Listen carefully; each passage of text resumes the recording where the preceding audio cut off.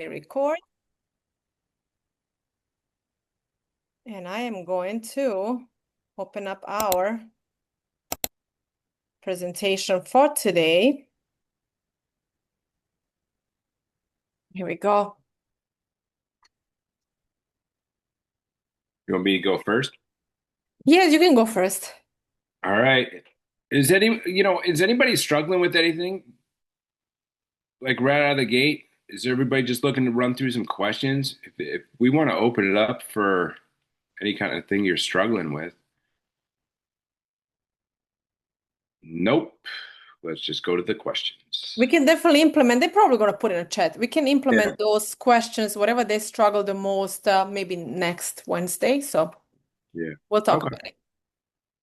All right. The developments of a regional impact, DRI, works at what government level relating to property development? A, the town level, B, the state level, C, the local level, D, the federal level.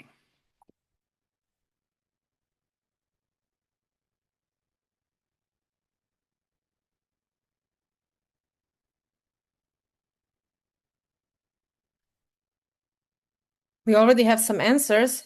Oh,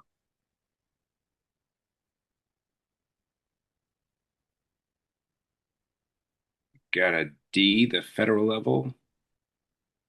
Yes, Kita said D. Let me move the chat so you guys. Trishana said A. The developments of regional impact. What level? Where's Nick? I sent him a link. I Who think else last is week he said he wasn't going to be here. mm, who else is missing from our regulars? Kayla. A lot Um, of people actually missing. It's Mitzi. yes, Mitzi. Um, oh my God, I'm so bad with names, guys. Forgive me. I'm like, I know the face. Like if you show me like your face, I know Kayla Rhodes. Like for some reason, I remember the first and the last name. I remember that. All right, we got a D in A. All right. Correct answer is B, the state level. DRI deals with large developments that can affect more than one local or political area, including impacts on roads, rivers, infrastructure, and surrounding communities. Michaela, uh, 7 o'clock we start.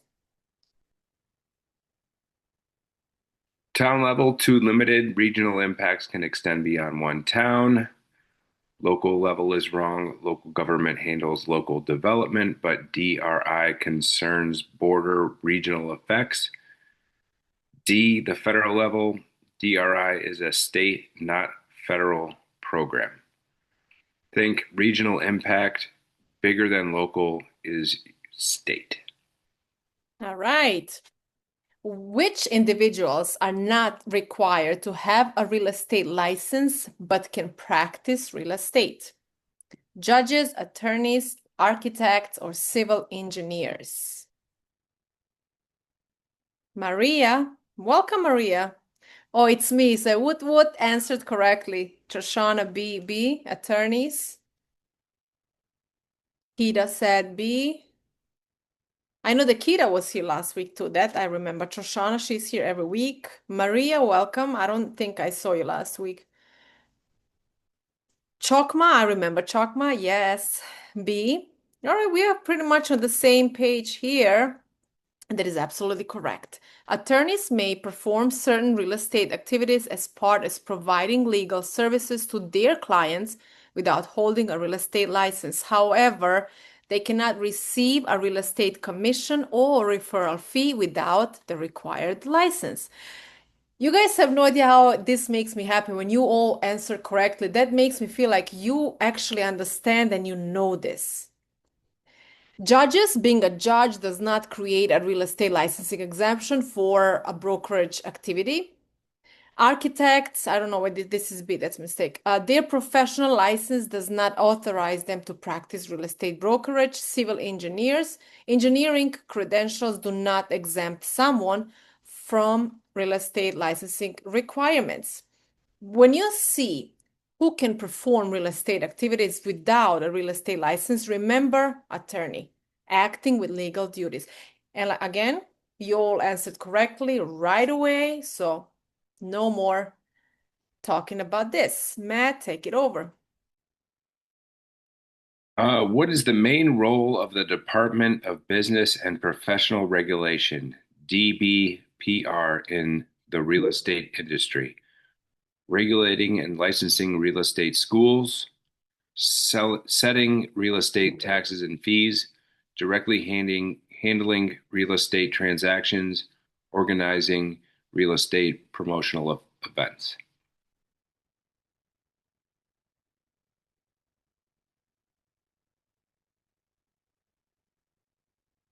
And somebody already answered, but sometimes I can't open a chat, which is what I'm Yep. experiencing now, Matt. So we're just gonna wait a few seconds. Yep. It's all A's. Let me make you a co-host. Maybe you'll be able to. Here we go. Oh, here we go. I can open now. My second time here. Oh, Maria, I'm so sorry. Okay. Oh, I'm so sorry, Maria. Okay. No, you're fine, no worries. Second It's time been a here. while. Yes. Kira said regulating and licensing real estate schools. Troshana and Chakma said the same thing. Maria, what do you think? Sonia Chavez, welcome. Thank you. Sonia, where do I know you from? TikTok? Yes, TikTok. I follow Yes. you. Nice. See some faces. I remember faces. Yes. I think this is Florida question. DBPR, Department of Business and Professional Regulation, which is in Florida. Now share with me how you call the um industry. No, how you call the department who is regulating anything related to real estate in your state. Maria. I don't want to put you on the spot, but oh my God, my notes, everything is.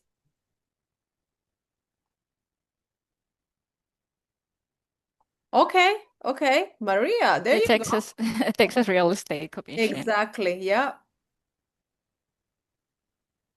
And when I'm generating this Matt, is that coffee?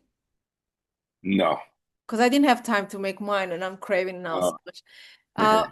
When I'm generating these questions, and I told you guys from Newstone Test Prep, which is the book that I used to pass my exam from the first try.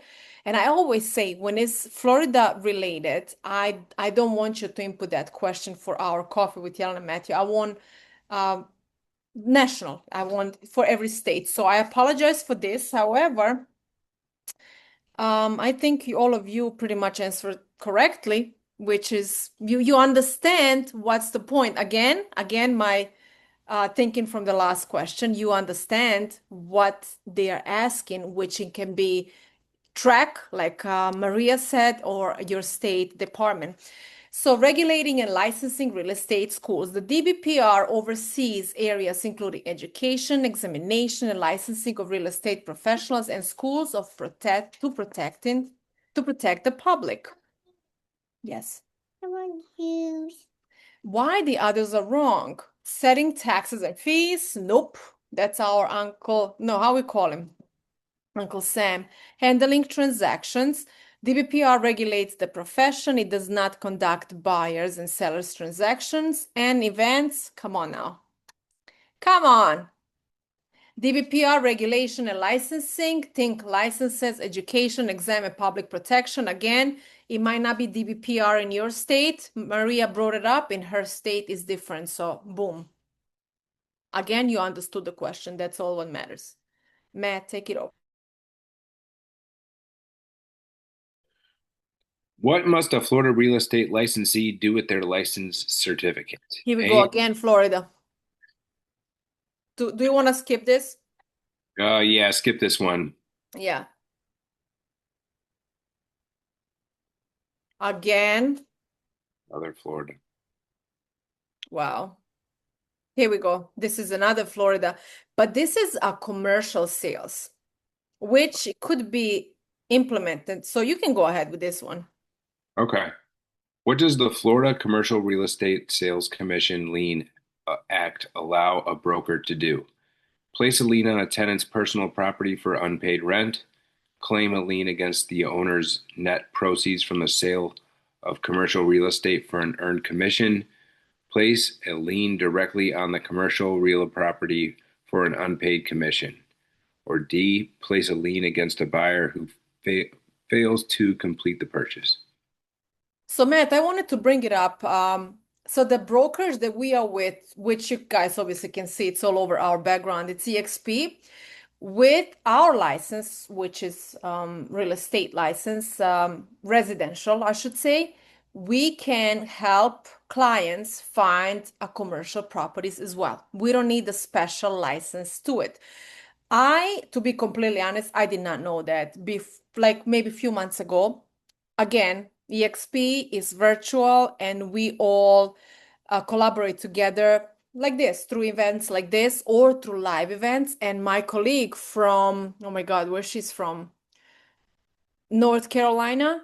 Her name is Trang, and she brought it up. She's like, I just helped the client um, rent this, big space. And I'm like, hold on. When she described and she gave me the address, I'm like, hold on, do you have a special license for that? She's like, no. Are you aware that with EXP you can do that? And remember, guys, commercial is much more money. So just something to keep on mind. Keep in mind.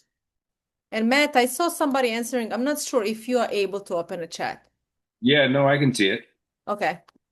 Yeah, I'm seeing C, C, and B. Okay. Okay. Well,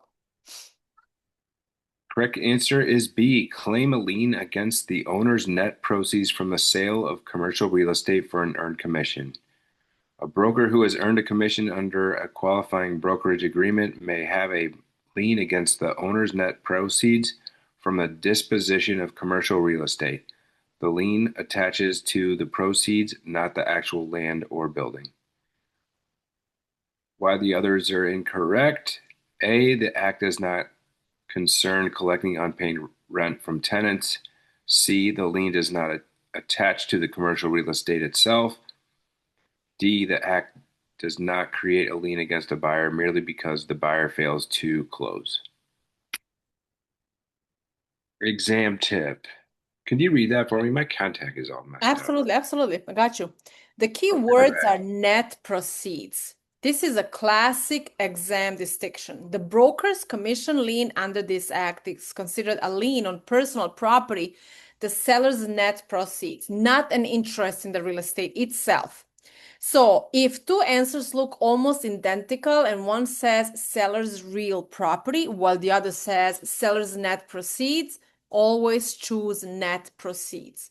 Also connect this law specifically with commercial real estate. A very useful exam memory chain is commercial real estate, earned commission, owner's net proceeds. So anytime you see, like we said, seller's net proceeds and seller's real property, always choose net proceeds. All right, which licensee is qualified to hold a broker license but chooses to work under another broker in the capacity of a sales associate? Which, boom. Honest mistake. I literally gave you the yes, I literally gave you I hope you didn't catch that. I hope you answered because you understood.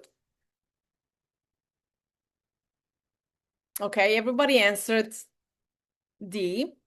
Trishana, Chakma, Maria. Okay. All right. And it is absolutely correct. A broker associate is a person who is qualified to be licensed as a broker but chooses to operate as a sales associate under another broker rather than operating independently as the qualifying broker of a brokerage. And you would wonder, why would somebody do that? Well, I know many of broker associates who choose to do sales under another broker, because not a lot of people like that pressure and responsibility, I should say, right? So it's very common. A sales associate is licensed as a sales associate and must work under a registered broker. They're not automatically qualified as a broker. Attorney, being an attorney does not make someone a broker associate. An attorney must still meet applicable real estate. We spoke about this earlier. An appraiser has a separate professional license related to valuation, and it is not automatically a real estate broker or broker associate. So it has a different things to do rather than being a broker. The key distinction is broker. This is very common on the exam. Broker versus broker associate. Both have broker level qualifications, but they operate differently. Now let's explain a little bit. Broker may operate independently and may be qualifying broker responsible for a brokerage. Like I said, somebody doesn't want that responsibility. Broker associate has broker qualification but chooses to work under another broker. Do not confuse a broker associate with a sale associate simply because both may work under a broker. The broker associate has reached the broker licensing level but is choosing to work in an associate capacity. Broker associate equals broker qualification plus works under another broker. And I believe everybody answered correctly. And after these tips, I believe everybody is understanding. Matt, can you continue now? Yep, Okay. I'm good. Which of the following is a protected class under the Federal Fair Housing Act? A, occupation, B, marital status, C, familial status, D, credit score. Rosaura is here too. Welcome, Rosaura. Everybody's answering C, Matt. C?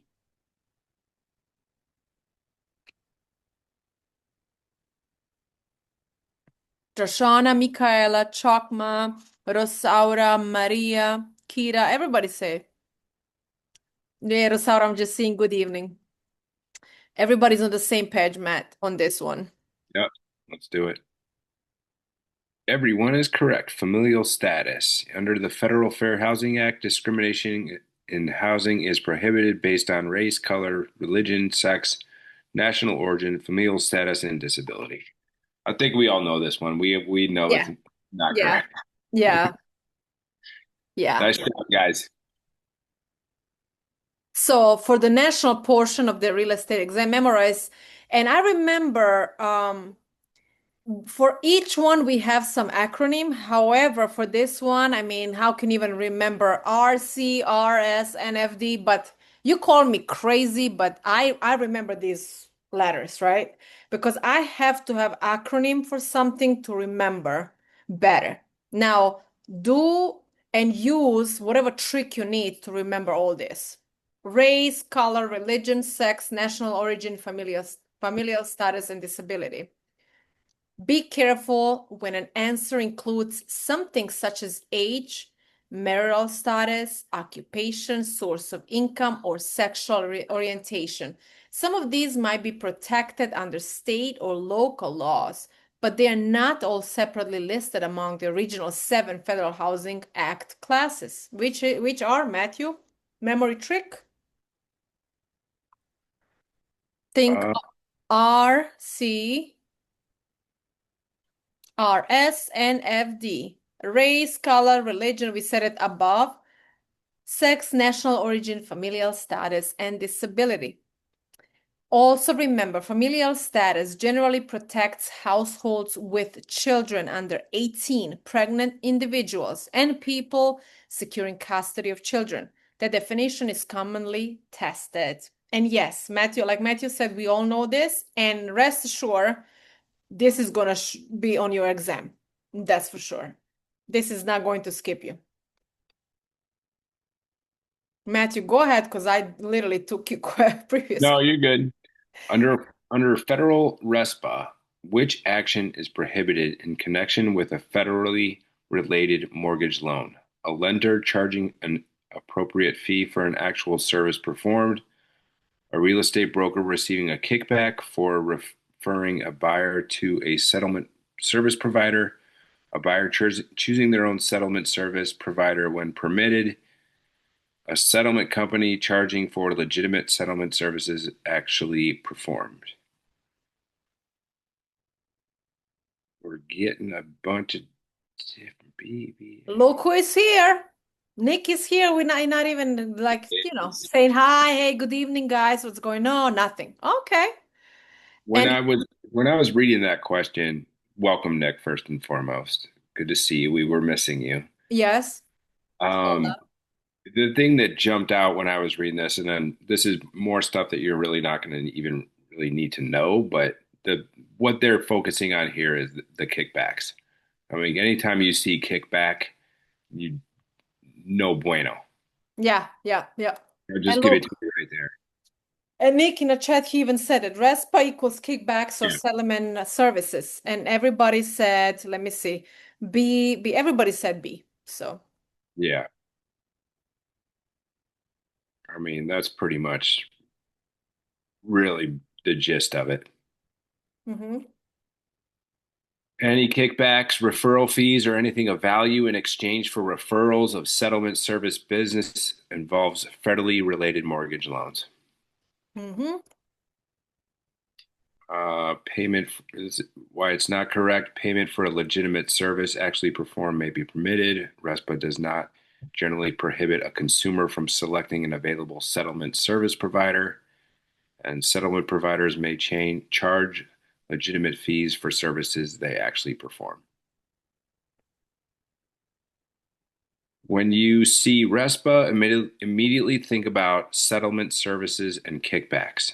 A classic exam scenario might say, Realtor refers buyer to a title company. Title company gives Realtor $200 for every referral. RESPA violation. The key issue is whether something of value is being exchanged because of the referral, rather than as legitimate compensation for actual services performed.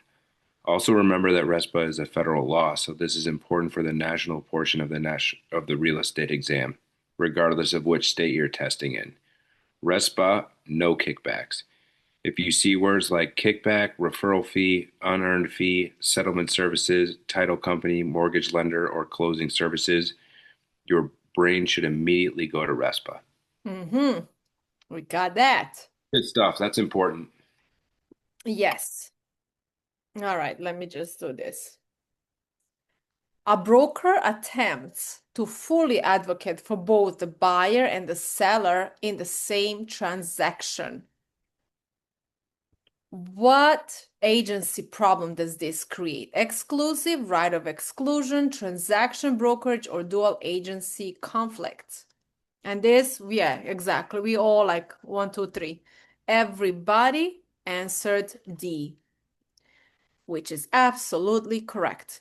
A traditional agent owes fiduciary duties, including loyalty to the client. It is difficult for one agent to fully advocate for the buyer who wants the lowest price and best terms, while simultaneously advocating for a seller who wants the highest price and best terms. Dual agency rules vary by state. Some states permit disclose dual agency with informed consent, while others restrict or prohibit it. Exclusive brokerage, this refers to an agency or listing relationship not representing competing interest. Right of exclusion, this is not an agency. And transaction brokerage, a transaction broker provides limited representation rather than full fiduciary advocacy for both sides. So this is not what we're looking for. So let's go to some tip. So the national exam might test the conflict of loyalty created when one licensee works with both sides. Remember that a buyer and seller naturally have competing interests. On one side, we have a buyer who usually wants lower price and favorable terms, and then we have a seller who wants obviously higher price and favorable terms. A dual agent cannot secretly represent both parties. Where dual agency is permitted, full disclosure and informed consent are generally critical. Because agency law varies by state, pay close attention to whether the question asks about a general agency principle or a specific state's rule. Two clients plus opposite interest equals potential dual agency conflict, and that's something you want to kind of stay away from. Yep. Which fiduciary duty requires a real estate agent to place the client's interests above the agent's own interests? A, accounting, B, loyalty, C, disclosure, D, reasonable care. We're all getting that one.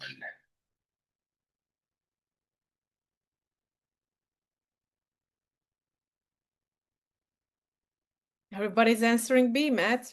Yep. Next slide. On to the next one. B is correct. The fiduciary duty of loyalty requires an agent to act in the client's best interest and not put the agent's own financial or personal interests ahead of the client's interest. Blah, blah, blah, blah, blah. Exactly. Everybody knew this. It's just Yeah. pointless even going Yeah. into it, right? Yeah. You guys are going to pass. Just keep at it. And now we have another acronym, Matt. Okay. It is for the National Real Estate Exam, learn the fiduciary duties using old car because questions are often presented as scenarios rather than definitions. Obedience is follow the client's lawful instructions. Loyalty, put the client's interests ahead of your own. Disclosure, disclose material information to the client. Confidentiality, protect the client's confidential information. Accounting, account for money and property. Reasonable care, use professional skills and diligence. If an exam question says the agent is self-dealing, secretly benefiting personally, or putting their commission ahead of the client's interests, think loyalty. Memory trick, loyalty equals clients first. That's it. What type of representation does a transaction broker provide to buyers and sellers? Limited representation, financial advice, financial litigation, or legal advice? Transaction broker. Nick said A with a question mark. Kira said D, legal. Kira, was that previous or this question? Limited representation, we have from Rosaura, Shoshana. Michaela has said A. Okay. So everybody pretty much said A, just Shoshana. Was that okay? Oh, wow. Everybody said A. So transaction broker is definitely, yes, limited representation. A transaction broker provides limited representation rather than the full fiduciary representation associated with a single agent relationship. So now we know single agent and transaction, what they mean. The transaction broker helps facilitate the transaction but cannot put one party's interest ahead of the other. Financial advice. A real estate license does not automatically qualify a licensee to provide specialized financial advice. Financial litigation is a legal process and it's not a service provided by a transaction broker. So that one automatically out. And legal advice. Real estate licensees should not practice law unless they are separately qualified to do so. The important phrase to remember is a limited representation. A transaction broker is different from a single agent. Single agent, fiduciary relationship with one principal, transaction broker, limited representation. A transaction broker can assist with a transaction, present offers, deal honestly and fairly, account for funds, use skill and care, and disclose required facts, but does not provide the same undivided loyalty associated with the full single agent representation. Also remember that transaction brokerage is governed by state law. So its exact duties and availability can differ depending on the state. If you're taking a national exam, distinguish the general concept from state-specific requirements. Memory trick, transaction broker equals limited representation. A real estate agent begins acting as though they represent a buyer, even though no written or oral agency agreement was created. What type of agency relationship could the agent unintentionally create? Is it A, express agency, B, implied, C, universal agency, D, designated agency? So everybody's answering B, implied. Okay, give you a few more seconds.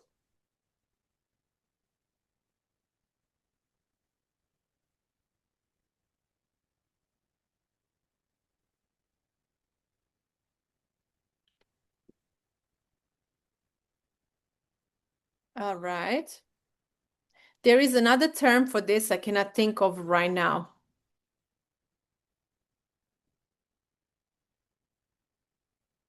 And everybody answered correctly. Yeah, nicely done. Implied agency can arise from the actions and conduct of the parties, even when they never formally agreed to create an agency relationship. If an agent behaves as though they represent someone that the personally reasonably relies on, the agent's conduct and agency relationship may be potentially implied.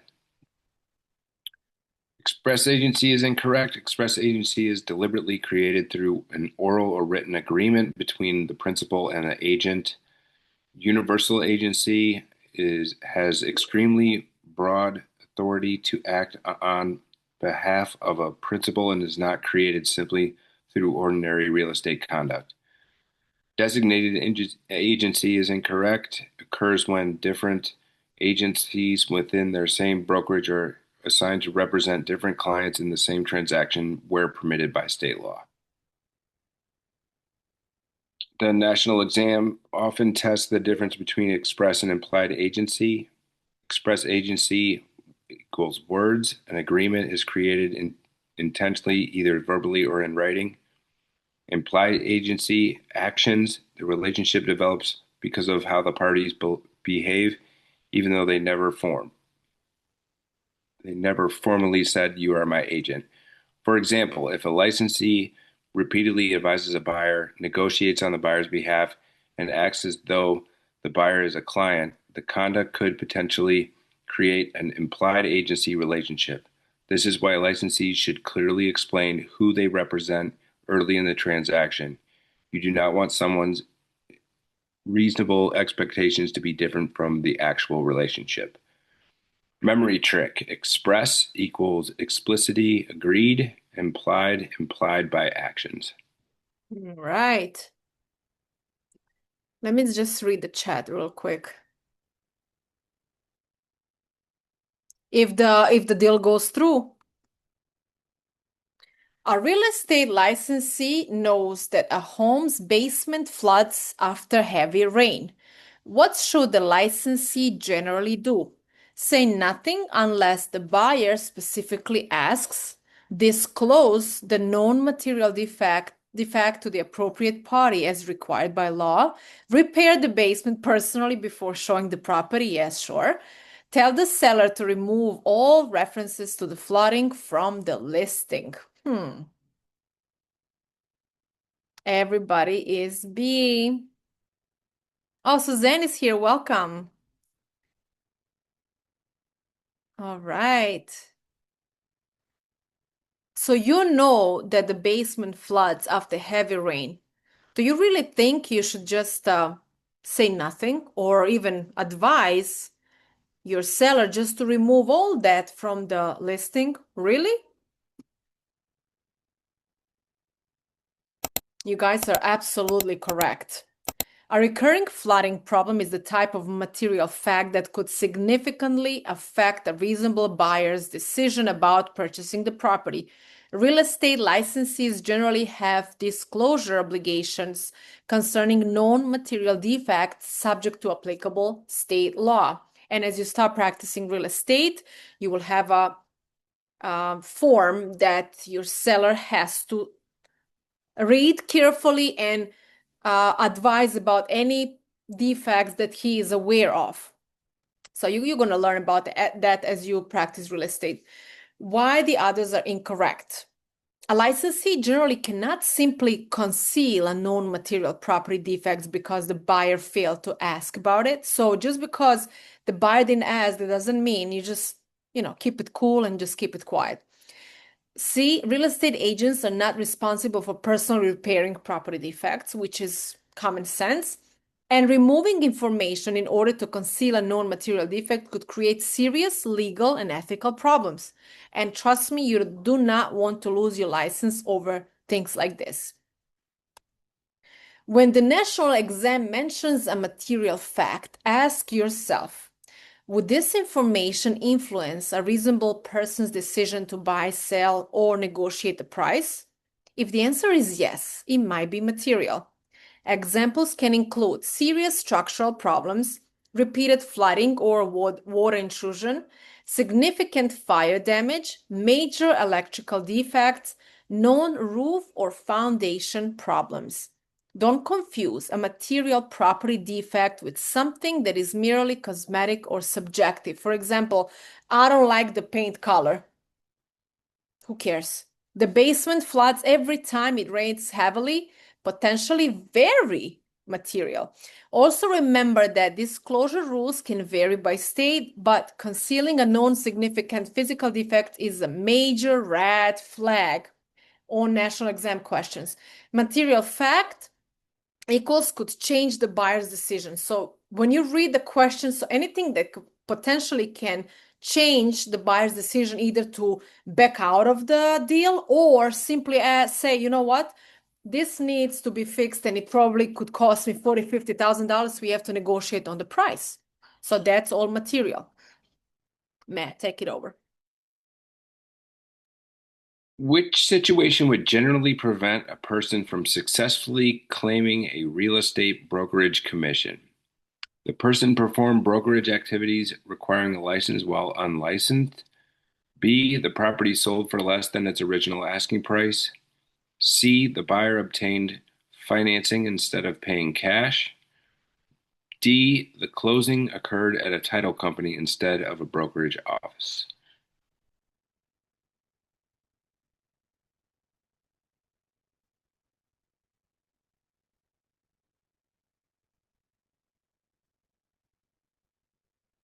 And I think the A's have it. Next slide. We crushed this one again.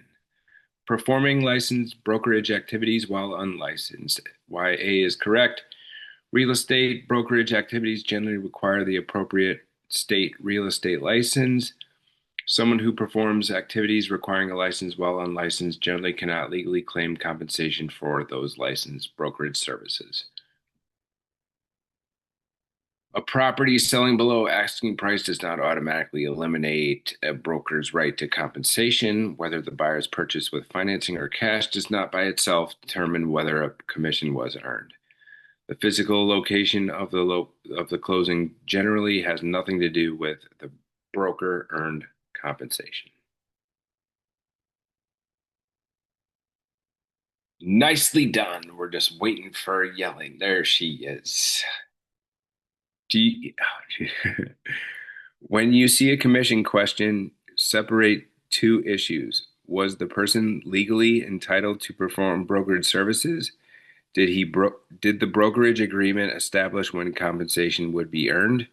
A person generally cannot bypass licensing laws and then go to court demanding payment for activities that legally required a real estate license. Also remember an important national exam concept. Commission rates are negotiable.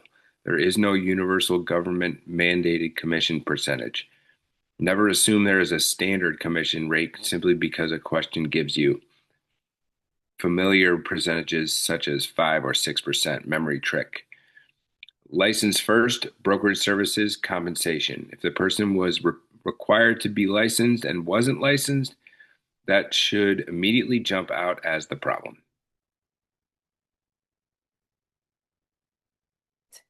For most residential properties built before 1978, what must a seller generally do regarding non-lead-based paint before the buyer becomes obligated under the contract? Remove all lead-based paint before listing the property, provide required lead-based paint disclosures and available records, have the property professionally tested for lead, and reduce the sale price if lead-based paint is present. What should you do? I have here answers. Provide required lead-based paint disclosures and available records.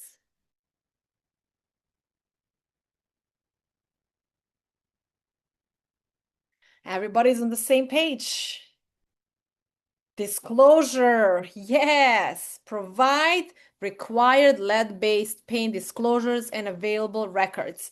Federal law generally requires sellers and landlords of most pre-1978 residential housing to disclose known information about lead-based paint and provide available records or reports. Buyers must also receive the federally required lead hazard information. It's usually like a pamphlet that your landlord or your seller give you. Why the others are incorrect? Federal law does not automatically require the seller to remove all lead-based paint before selling. Sellers generally are not required to perform a new lead inspection simply because the property was built before 1978. There is no automatic requirement to reduce the price because lead-based paint exists. And you all guys answered correctly. So whenever you see 1978 on the National Real Estate Exam, immediately think lead-based paint.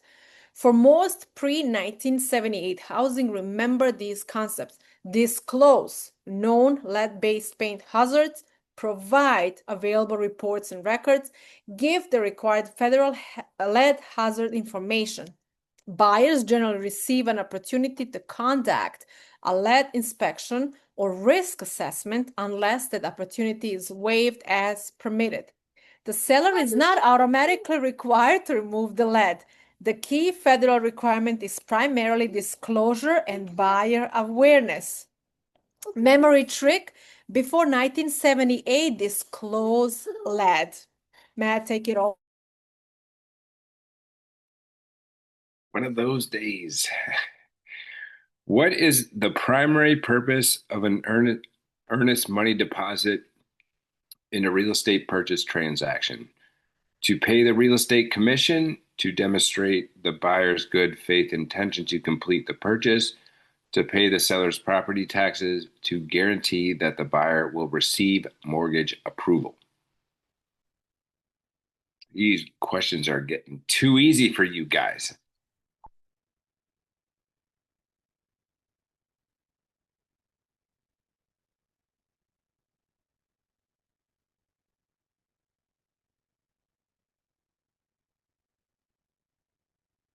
It looks like the bees have it.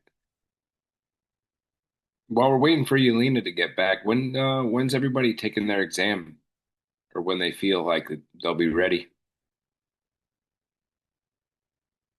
Never.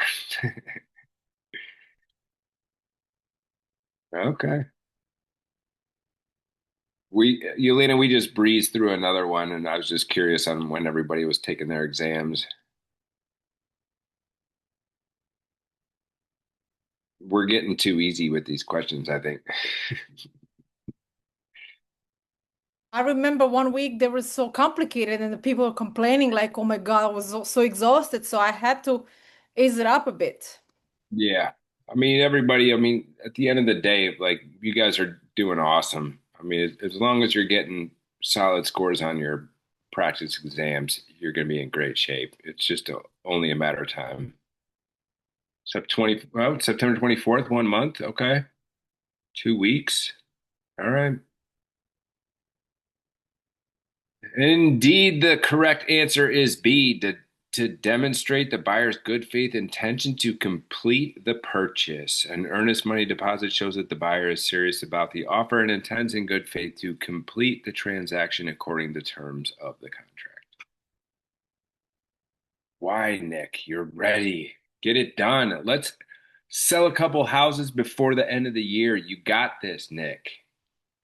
You have 4 months left in the year. Pass the test and close 2 deals.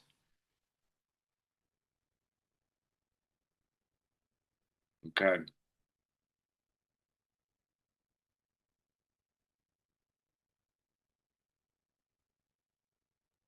So earnest money is not automatically the broker's commission.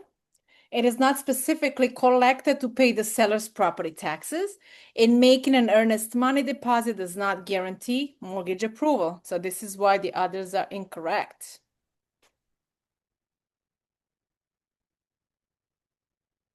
Exam tip. Think of earnest money as the buyer saying, I'm serious about buying this property.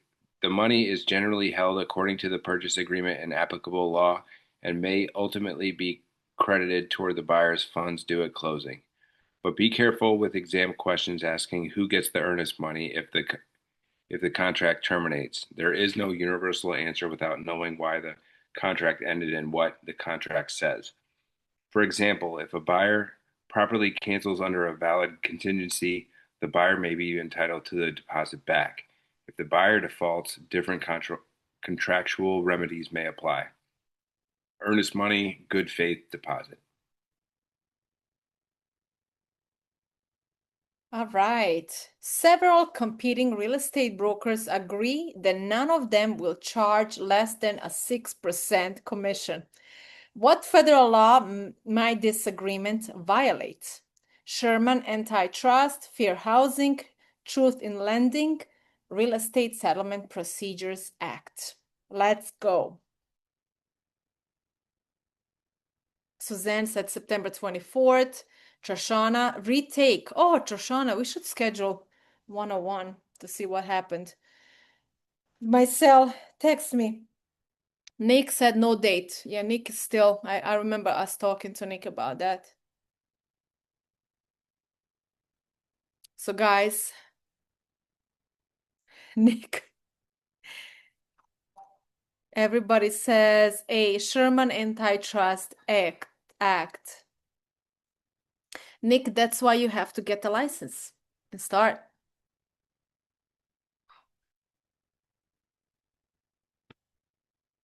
So the correct answer is Sherman Antitrust Act. Competing brokers agreeing to charge the same commission can constitute price fixing, which is prohibited by federal antitrust law. Fair housing deals primarily with housing discrimination based on protected characteristics. Truth in lending, TILA, deals with disclosure of consumer credit costs and terms, and RESPA regulates certain settlement practices and prohibits certain kickbacks. I love when certain, like why the others are incorrect, because we touch base RESPA, we spoke about that earlier. Now we talk about TILA, Fair Housing Act, which we talked before. And wow, antitrust questions are extremely important on the national exam. Remember that real estate commissions are negotiable. Competing brokerage firms cannot get together and decide what everyone will charge. Know this common antitrust violation. Price fixing, competitors agree on commissions, fees, or prices. Group boycotting. Competitors agree not to do business with a particular company or individual. Market allocation. Competitors divide territories, customers, or markets among themselves. Tie-in arrangements requiring the purchase of one product or service in order to obtain another under prohibited circumstances. So all this, forget about that. A classic exam settlement might be everybody in this area charges 6%. Be careful. There is no federally mandated or universally standard real estate commission. Compensation is negotiated between the parties. Competitors agreeing, antitrust warning, price fixing, Sherman Antitrust Act. And guys, believe it or not, Those are all the questions we have prepared for you tonight. Now, I want to say something. I want Shoshana to text me so we can schedule one-on-one, well, two-on-one, because it's going to be me and Matt, Zoom or phone call to see what went wrong, how did you do, and what did you not do, so we can make sure that you don't fail again. Shoshana, I'm not sure if you heard this story, and I never say this to brag.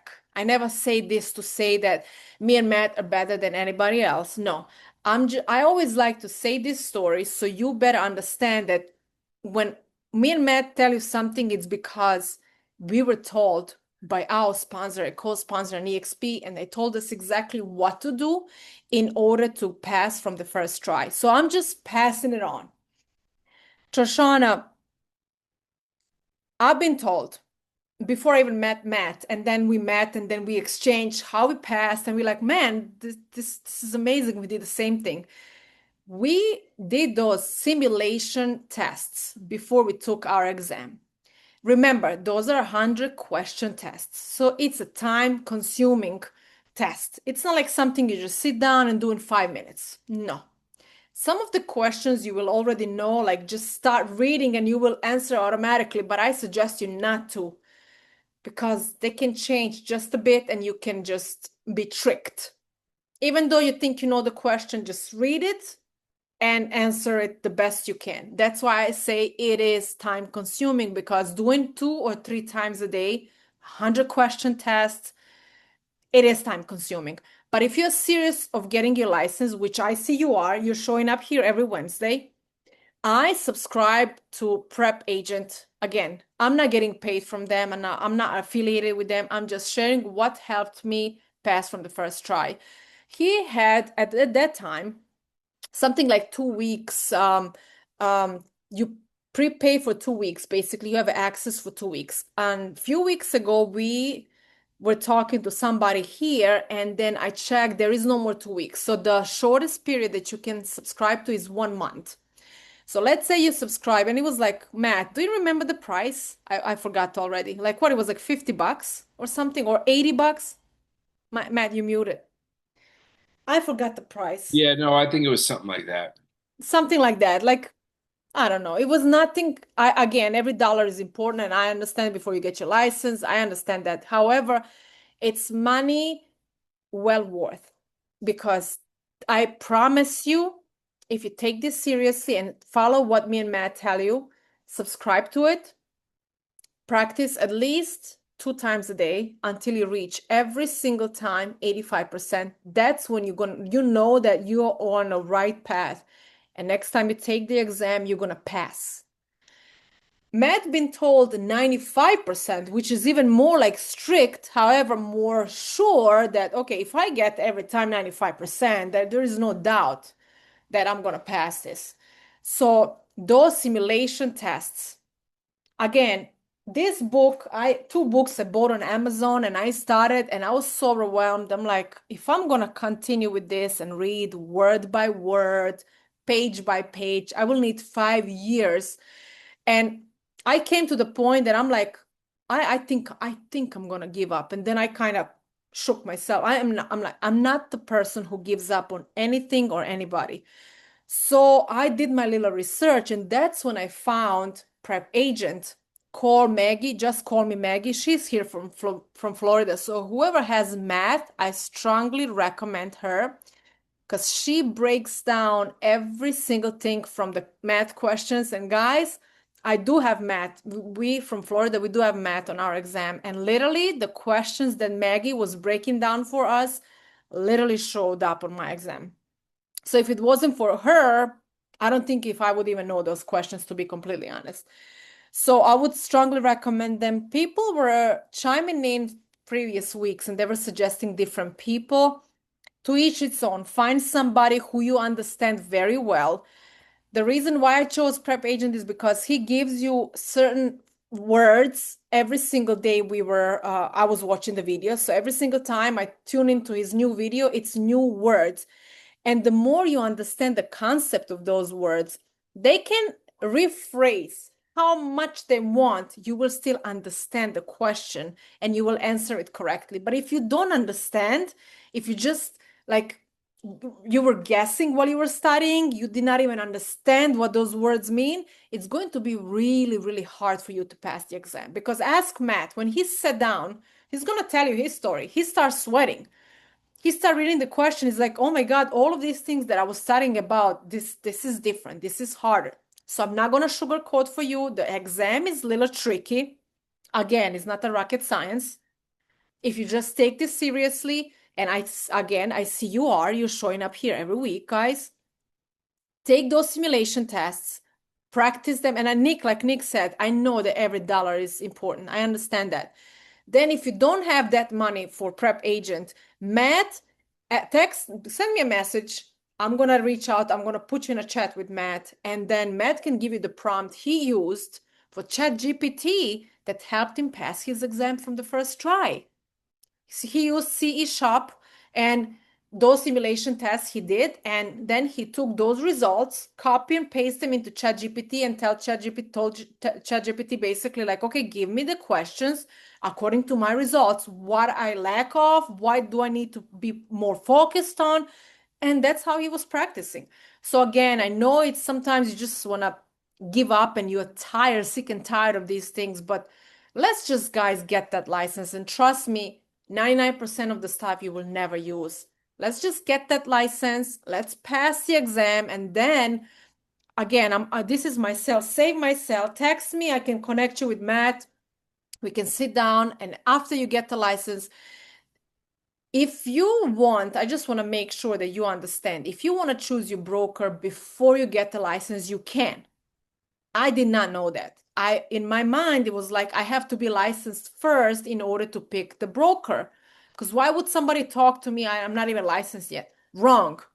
You can choose your broker before you get your license. That way, as soon as you get your license, you start making money. I took 2 weeks after I got my license. I interviewed everybody in Miami. So a lot of brokers were telling me, you're wasting your time because you could have been closing deals already.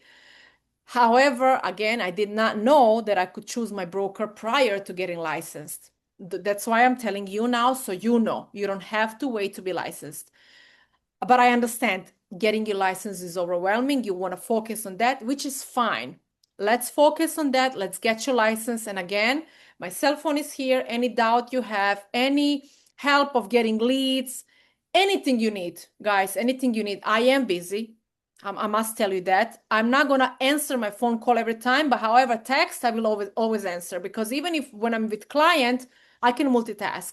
But it's rude that I'm with my client and hold on, let me just talk. So I'm not, so if I don't answer the call, text message, I will always answer. At least I'm going to tell you, give me 10 minutes. I'm done, almost done with my showings. I'm almost done at a title company, whatever I'm doing at the moment. But me and Matt, we are here to help you and answer any questions you have. Matt, anything to add? Nope, that's it. In a nutshell, reach out. That's it. Guys, we thank you so much for being here. Okay, you are in Kaplan and rebought the package ends on the 30th of August. Oh, you did do a simulation test. Hold on, let me go back. Oh, okay. Okay. Have a good evening, guys. Okay, Joshana, reach out, text me. We can schedule one-on-one and we can definitely make sure you never fail again, okay? Thank you, guys. See you next Wednesday. Bye. Thank you. I'll be reaching out. Thank you. Bye.